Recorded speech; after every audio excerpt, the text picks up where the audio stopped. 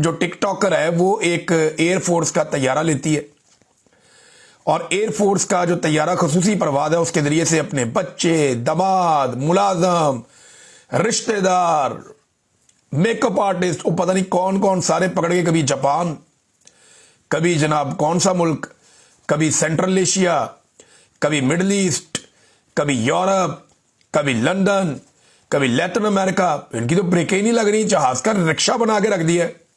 وہاں کوئی نہیں پوچھتا کہ جناب ہفتے ہفتے، ڈیڑھ ہفتے کے ٹور قوم کے پیسوں پہ لگ رہے ہیں، وہاں کوئی سوال نہیں پوچھتا.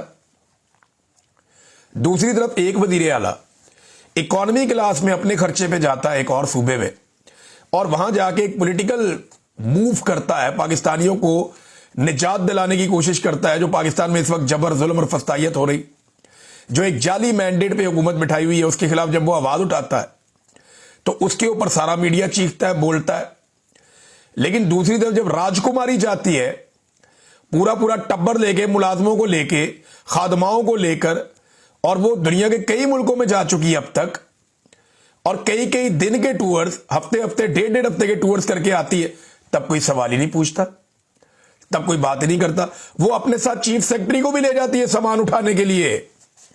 وہ چیف سیکرٹری بیچارہ پیچھے ملازموں کی طرح پھر رہا ہوتا ہے، وہاں کوئی سوال نہیں اٹھاتا.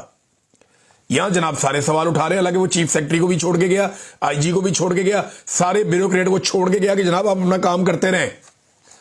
یہ ایک بڑی عجیب و غریب اور ایک منافقت ہے پاکستان کی میڈیا کی، جو پاکستان تحریک انصاف کے معاملے میں پاکستان کا میڈیا دکھا رہا ہے.